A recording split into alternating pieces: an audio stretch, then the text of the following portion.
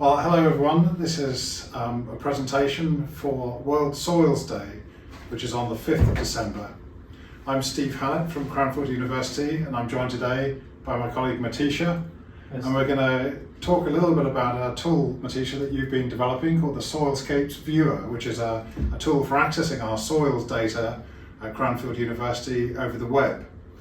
And just to say that we hold at Cranfield the National Soils dataset, and that is quite a complex dataset. There's something like 753 different types of soil in England and Wales, and that's quite complex. So we've produced a version of the soil map that's very much simplified and actually just has 27 different types recognized, which is called Soilscapes.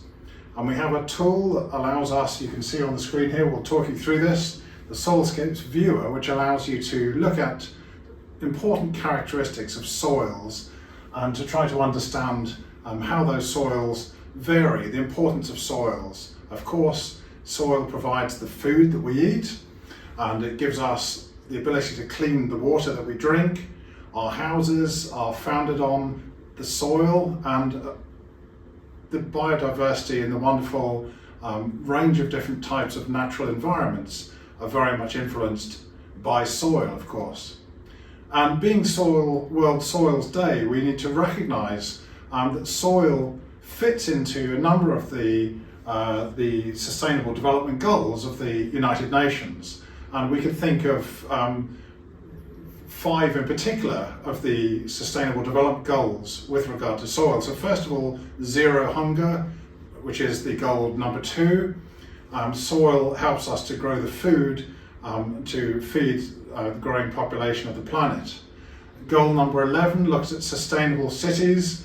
Cities are sustainable through the services that are provided to them, and of course food is one, the ability to build and construct the fabric of cities is important as well. We have responsible consumption, goal 12, and of course the interaction of the climate with the soil as well. Goal 13, which is about climate action, is informed by qualities of the soil. But perhaps the most important of the Sustainable Development Goals is goal 15, which is life on land. And clearly the soil there plays a big role in supporting the many forms of land. So, Matheesha, what we have here is a system which is on our LandIS website. And the LandIS website, LandIS, I think we'll pop the URL below us here, and you can go and visit this site. And this site will tell us all about the range of activities in soils that we have at Cranfield, Matheesha. But one of the things that we've particularly done is try to create a simple tool online to interact with and explore the soils around where you live, or perhaps where your project or your research is. And Matheesha, you've developed the Soilscapes Viewer, so perhaps you could tell us a little about what this does. As Stu said, that Soilscapes Viewer, Soilscapes map, we included in this tool, so you can check using your postcode or your place name or your OS reference. You can select a location and you can see what is the soilscape category around you. So in the search box, there are so many options. You can go to get my current location using the web browser. So if you click that, it will go to it will ask you to allow the browser to use the location. So then it will go to the current location. So if you were standing in a field somewhere with your mobile phone, it would bring your location. Sure, yes. Very good. And the second option is there are 4 options. Other one is it's search using postcode. Other one is the next one is using a place name, and other one is OS grid reference and coordinates. So I will show you how to use postcode. So select the postcode and enter a postcode, your postcode. MK, I use the university postcode. Maybe we'll use the university postcode to get us going. And click the go button. It will take you to the location. So what are we looking at here then on the screen? So then you can see in the right hand side, click on the map for soil information. So when you click the location, it will bring all the soilscapes data. So what's the texture, how it covering. I think Steve can explain this better than me about these details, but I will show you about how to use the tool. So there are 4 base maps. So you can select one of the base map, and also you can use on and off for the soilscapes layer. And the second one, the other thing is you can adjust the transparency of Soilscapes Viewer like this.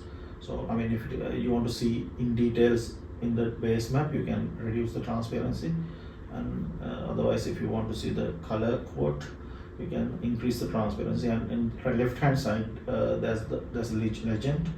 So so these are the 27 different soil types in Soilscapes. Yes. So when you've clicked on a point, it's identified which of the 27 we have at this location, and it's bringing up some of the characteristics. So we have a little information about the soil texture, the extent of the coverage of that across England and Wales in percentage. So here the soils around us are representative of 5% around England. We have some information, I think, about the drainage. So we're on heavy clays here, so that we have impeded drainage. And there's some information about the soil fertility. But then I see there's also some other information about land cover and habitats, the levels of soil carbon, the drainage of the soil, some information about water protection, and also some general cropping information. So that's really useful. And you can, if you zoom out, I guess you can see the soils in the region. Now, how do we zoom out? Yeah, okay. So now we start to see the pattern of soils in the local area. We can see the river basins around us here, and we can see some of the soils which are very much linked to the land form, the shape of the land. So perhaps let's click on one of these alluvial soils, the river basin, and see what we have. So we're changing from Soilscape 9 to Soilscape 20, which are the floodplain soils with high groundwater. So these are the soils that are surround the river corridor. And again, you can see the drainage characteristics, naturally wet, wet flood meadows as well. So it's really telling us about the landscape around these locations. What else do we have, Matheesha? What about the soil along the top here? There's some further information to find out. I mean, there's details about soil descriptions. So that's showing us the information that's held about each of the 27 soils. And I also see there was some help text as well. Yeah, it gives the links to the soil guide. If somebody need more details, they can go to a soil guide, and it has 753 categories. So yeah, you can find out the full detail about the soil. It has our contact details, about details, and also there's a help section as well. So that's a little bit of help there.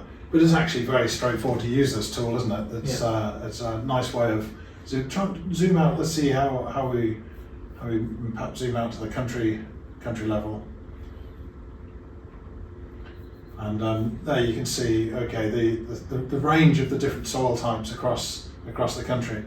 Well, I mean, I think that's an interesting tool, and it's appropriate to showcase the new Soilscapes Viewer for World Soils Day. Thanks very much, Matheesha, for showing us that.